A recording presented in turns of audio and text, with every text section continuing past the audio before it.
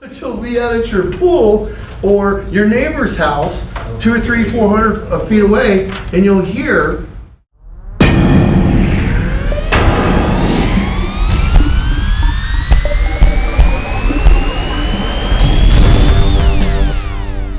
copy, so y'all can have one. What this is, it's a wireless microphone to hook to your two-way radio. It can be used in your car, it can be used in your home, it can be used on your VHF, UHF, or it could be used on at your home or anywhere you want to go. And you might say, well, we got our Bluetooth and we hook that thing up and it works pretty good. This is not Bluetooth. This is the Dect Technology. This thing is up somewhere up in the, it tells you in the specs. One of these two, one's a spec sheet, one's just a picture. And it was originally designed for the citizens. Yeah, that's got specs as it goes around. You guys, so let them both circle all the way so you get the spec and the picture. So what it's designed to do is, and I happen to have a Kenwood ham radio, as everybody out there on TV land gets to see it too. Yeah, it's gonna be really close. Okay, so we're gonna take this connector out, and as you can see on your picture, there is a connector that will not fit this radio or most of the radios you own in your car or your home. I already said home, your shack. So when we get the thing, it's got a 6-pin connector that works with the President radios, the Uniden radios, the Bearcat radios. Does not work with RCI, 6-pin. Does not work with Kenwood, Alinco, everybody else's 8-pin round. That's the project. We get this thing, they cost them, I ordered 2 of them today. One's mine. One's his, one's mine.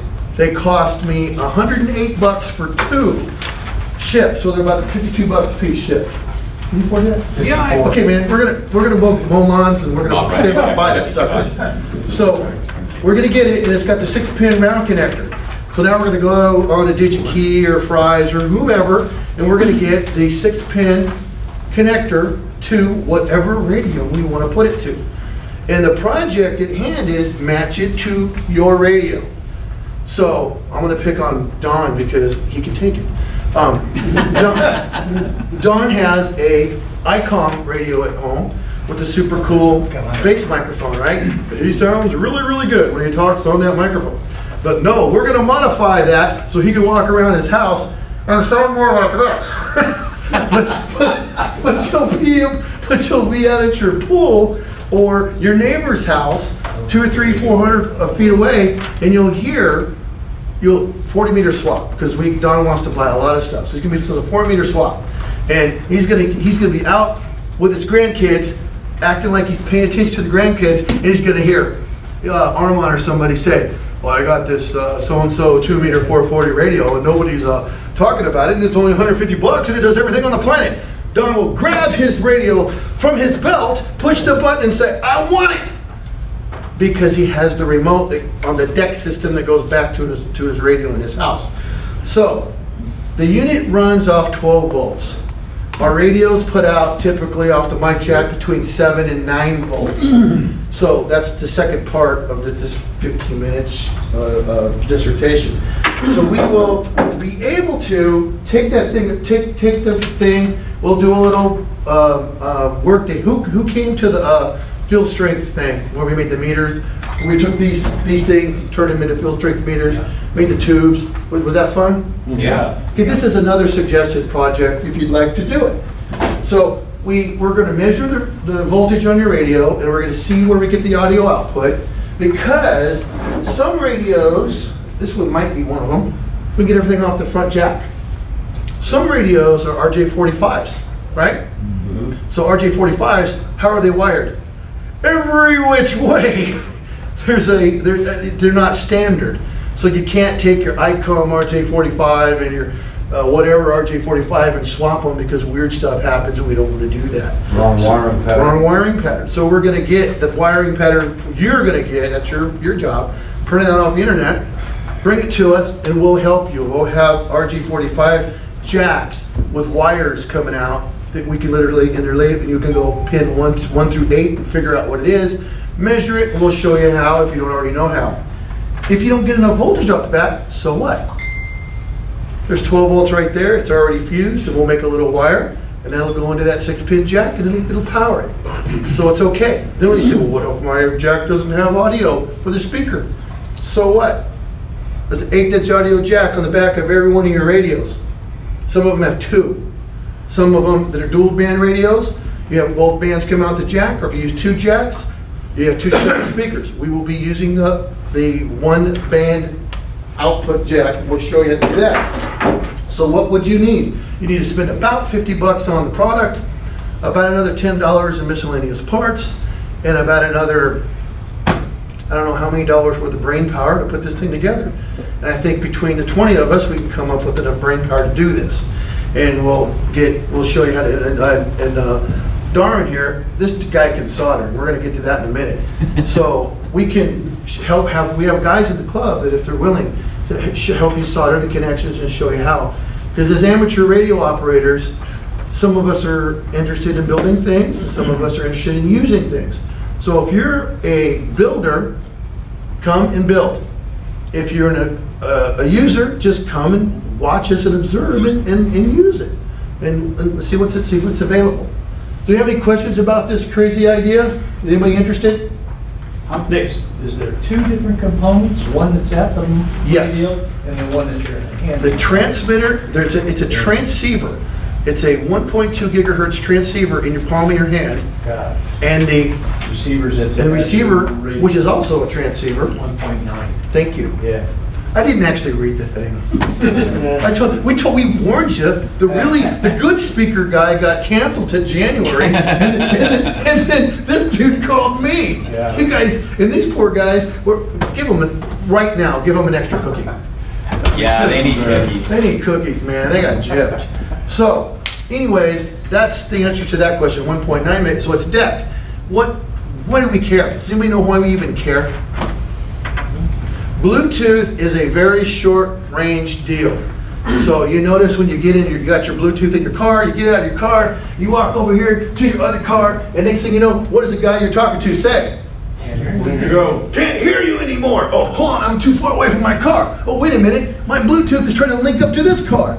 And it won't because you don't have a little security thing done, whatever you're supposed to do. This thing is like your cordless phone at your house. Remember the Panasonic phone you used to pick up and go, Seinfeld, anybody watch Seinfeld? Yeah. Okay, it's a hot rodded version of that. It doesn't have the antenna. It's not 49 megahertz, it's 1.9 gigahertz.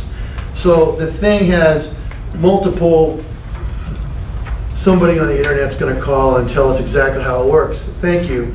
What do you think the range of it is? It's hundreds, a couple hundred feet. 100 meters. 300 feet. Yeah. 300 feet. So that's under good condition. So the reality of it is, if anybody has a cordless phone at their house, and everybody, matter of fact, Uniden makes one that works really good. Yes, sir. Now, RF interference, have you played around with it with different kinds of interference? The word is there hasn't been any. Really? Yeah. Not at that frequency. Not at that frequency. We're so far out of what we're doing, it's not bothering it. Yes. The Dect 6 doesn't have any problem with microwaves or anything, because I've got a Dect 6 phone radio. Oh, it does not? Does not. That's been what we've been told. Microwave, which is 2.4. I've only used a couple of microphone systems. I'm an AV guy by day and a wannabe radio guy at night, okay? So, and my equipment goes up to about a gigahertz. All my laboratory stuff stops at about 1.2. I haven't used anything above 1.5.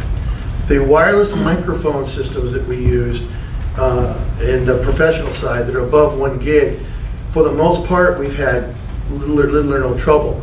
But the stuff below 1.5, for whatever reason, was bothered by microwave ovens. The stuff that's been higher, I don't have any personal experience, and I've been told by people, including tonight, that it doesn't bother yours. Dect 6, I've got a Dect 6 phone, and it'll go up to 300 feet from my house. Their claim is they're awesome, And and that's not coming from the factory. That's coming from people like you. So if you guys are interested in it, go on YouTube and look up the Dect 6 stuff, and you'll see it. There's actually a guy who charges $30 to make the connector we're talking about. It's for a couple particular HF radios, but he charges $30. Any other questions? Anybody interested in doing it? I am. Okay, so here's the deal. if you're interested in doing it, go on to Google or Amazon. Don't pay $119 for it because there are people that charge it. Pay between 50 and 60 bucks for all of that delivered to your house. And then we'll figure out, I'll order up half a dozen or a dozen of those the connectors for it, yes. So we can have the connector, and then you, whoever you are, you have to get the connector for your radio.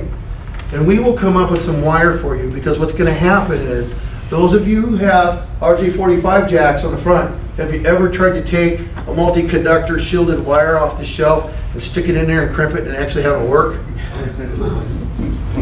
I have number 24 stranded shielded Cat's 5E wire, which works for short, it works great. And I also have the RJ45 connectors for dummies. The ones you slide it and the wire comes out the other side. You know, the easy fit, you pull it tight, you crimp it, then you get your X-Acto knife and go blink, and you cut the ends off. That way you're not spending the next day and a half trying to get it. I mean, if you use, there's a lot of guys that can do it, but when we're just doing it for fun, let's spend 50 cents on the connector instead of 5 and have it work the first time. You need shielded? Pardon me? Cat 6 shielded? It's you don't need it, but the little jumper can be Cat 5 shielded. It can be Cat 5 unshielded. It doesn't really matter. Just get rid of the wire. It could, yeah, as long as it fits the RJ45 jack. What's really cool is guys that have this connector. This is the 8-pin round connector. This is the Kenwood. This is an Alinco, ADI, a bunch of different. This is super standard. This you can actually take it apart and put. Anybody used a 9-conductor? I call it RS-232 wire, but it's for a DB9 connector. The DB9 connectors, serial ports, that wire is very readily available. And if you buy, it'll solder onto here really good, and then solders onto the 6-pin female really good. And that's easy, and we got tons of that. But if you got RJ45 on the end, we're just got to pay attention to the pin configuration and get the right connector so it fits the wire you have. Because if you get just telephone wire, the gauge on that stuff is actually 26. So if you get down to a 22 gauge, sometimes it don't fit in there, and then it doesn't work. Anyways, any more questions about that? Just a comment. Yeah. I work with computer interfaces. You can get a 9-pin to RJ45 adapter Mm-hmm. that you can actually configure it yourself. Yep, you can do that too. You guys, everything we're talking about, somebody makes an adapter, and I don't, how much does that one cost, by the way, Joe? Oh, they're cheap. They're cheap? $10. Yeah, so you can buy that, and you can do it. If you want to make it yourself, you can do that. I'm encouraging all of you that want to do this to look up your radio, your connector, and how you want to do it. You do not have to do your connector the way I dreamt up 5 minutes before you got there. You don't have to do that. You get to do what you want to do, and we will help you. And along those lines of helping you, we're going to talk for about, can you have 5 more minutes? We'll be done? Yeah, you're Are good. you guys okay? You guys want to hear a little bit more? Yeah. Okay. You want to talk about some of the basic test equipment that we might want to use to do these kind of projects in the future, including things like this that Darren did. We're going to talk about that at the very last, because that's super cool, by the way. So I want to talk a little bit about basic equipment to do these projects. How many people own a multimeter? How many people have this one from Harbor Freight? This is your meter. Who doesn't? This is it. That's okay. We are not going to thrash you with fluke clip leads because you have this. We're not going to do that. Maybe later. This is a decent meter. So it does have a diode check on it, and it does have, it goes up to 1,000 volts, and it does say it's certified, but I don't know if I believe it. But certified by whom? Who cares? Some of them have, they have a transistor tester on Yeah, there. they do. Some of these have extra trade. This thing is like super bang for the buck because they're between free and $4. Free and $4. So for measuring to see if you have 12 volts or 13 volts, it's great. So we use the diode junction test on it to see if you have a diode that's open or shorted. It's shorted. To stick in to measure resistance so that you can look at resistance, it's great. The second you guys start doing things that are a little bit more precise, like you might do something crazy. How many own a frequency counter? Who has a frequency counter? 5 of them. You just need one. You need one with the reasonable sensitivity. You have a frequency counter. So let's say you do something crazy. Like you buy 2 of these on the internet. You know what this says? This is a Kenwood 241 and a Kenwood 441 in there. I brought these on purpose. So I just got them today. Only $56 for the pair, including what's in my hand and the microphone. Good deal. Internet, swap nets, swap meets. Go to them. Go to them. It's the Kenwood, and this is an older, it only has, I think it has 10 memories. It has PL encode and decode, has a DTMF microphone. It puts out 25 watts and will hear you on the repeater just fine. And I bought them because I have the 220 version of it. Now I'm going to have what was advertised a few years ago, the Kenwood stack. And at a swap meet, the same one that I'm going to on Saturday, if I can wake up at 5 o'clock in the morning, up in Lincoln, I bought the RC20 remote control head that's no longer made. Then it takes 3 of these radios, goes to one control head, and turns it into a tri-band radio. $40. I got that for it. So I got 3 radios and a control head with all the bells and whistles for about $120 over the course of about 4 years. So if you're in a hurry, Not the right route. not the right route. So, well, enough about that. So we're going to connect something like this into something like this. And we're going to use a meter like this to just do the basic measurements, okay? So how many of you guys are thinking about, you get that frequency counter, you put it on the output of your radio, you push the button and it's off. It's not the frequency, it's not right. But you know that your frequency counter is okay because you checked 6 other radios and the thing was dead on. Now you want to take the lid off your radio. Does anybody take lids off radios? Okay, it's okay. Okay, guys, what we talk about here stays in here. Until we get out in the parking lot on the repeater. No, anyways, if you take the lid off your radio, you probably don't want to use this. You probably want to spend $39 to $59. You can go to Home Depot, you can go to Sears, you can go to the internet, and they make a meter. One of them's called a Dect Tech or something. I can't remember it. Yeah, that one. And there's a Greenlee. Actually, there's a Greenlee. There's another one I can't remember. Doesn't matter. They're all the same meter, different name. $50, $60. They'll blow this away. They measure true RMS AC voltage. They don't load your circuit as bad, and they're much more accurate. So if you're willing to spend 40 or 50, $60, you can get a really nice meter for your bench. So if you really go out of your mind, you go, you know what? I can afford $100. If you can afford $100 to $150, go to the swap meet, go to the internet, do something, do anything, and go buy a Fluke. Get a Fluke 77 or a Fluke 87. A Fluke 86 is version 3. I also have a version, I have 3 of these, a 2, I have a 1, a 3, and a 5. And Only the odd series. what's that? Only the odd series. I only bought odd numbers. Even numbers have harmonics, man. Don't do it. Anyways, you see you're reading a meter and you look at the corner of your eye, there's another meter just like it with the wrong reading. Don't do it.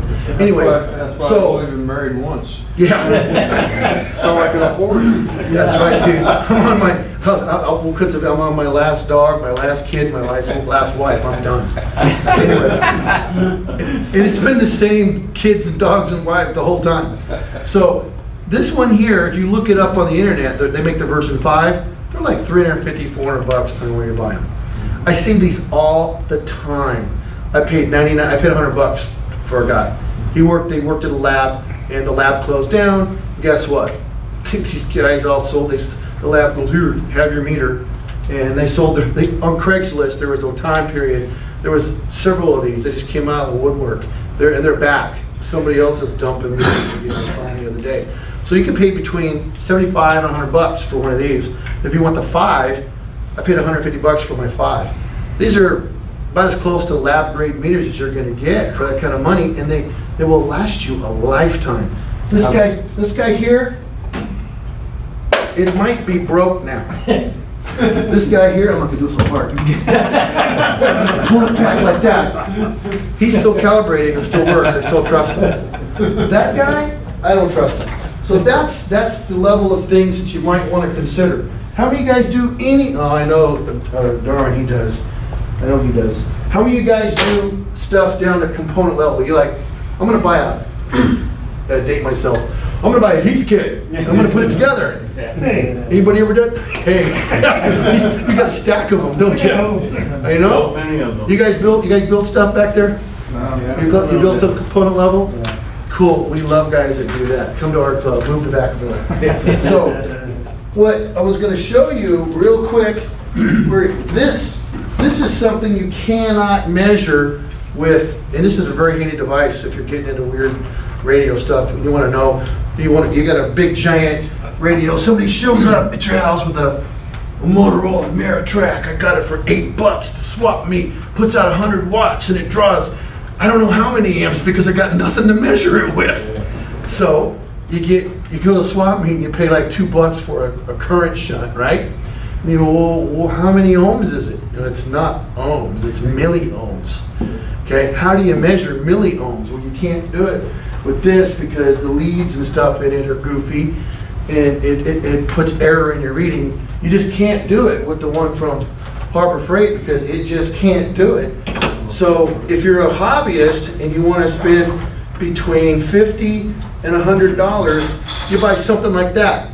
This is an Lcr meter that does capacitance, resistance, and inductance, and some other goofy stuff that we won't even talk about. But it's really handy because you turn the thing on and you hit calibrate, and it comes with its own little calibrated clips and stuff, and you put it on your bench and you take your calibrated. You take your dollar thing you bought from the swap meet, stick it on there, and it goes, it's 1 milliohm. It tells you it's 1 million. So now you know when you measure your voltage across it, right? So if you wanted to know, if you knew it was 1 milliohm and you measured a voltage across it, right? How would you come up with the amperage? Yes, Ohm's law. So what would we do? We take the voltage we measured divided by the Milliohms. or the current, where the voltage divided by the resistance, and what's it give us? The current. So when you hit that giant transmitter that we can't hook up to any of these meters, we used our $1 or $2 shunt that we didn't know what it was, we measured it. So these things go for between $50 and $150, depends on how crazy you want to get. Does anybody have any input, questions? You want me to shut up? Because I'm about done. We could just always go use your stuff, right? By the way, I was gonna comment on that. The ham radio community can be one of two things: super nice or not super nice. Right. That's kind of the way it is. Our guys, from what I've noticed, are super nice. I haven't had anybody say, no, you can't use my meter. Now I will suggest this. If you go out and you buy yourself a nice Fluke 87 or a 77, the smaller one, and it's beautiful and it works, and if you are comfortable loaning it out, don't loan it out, go with it. Just allow the person to come over and use it, or you go with it, and show, because we don't all need to buy Fluke 87s here. We don't all need to own a Ray Caldana frequency counter. We just don't. Because do we need 22 of them? No, we need like 2, or 3, and then we can share. So the bottom line is just be generous with your time and your knowledge, and be secure enough in what you know to share it with others. That's all I'm asking. Because if I share information with you, if I'm wrong, somebody on YouTube is going to call me and tell me. Probably Jason. He'll look it up and go, "You're wrong," and it's okay. It's okay. We're all human. We're going to make mistakes. So it's ham radio. We're not sending spaceships up into outer space. We're talking on repeaters and having fun. So share it again.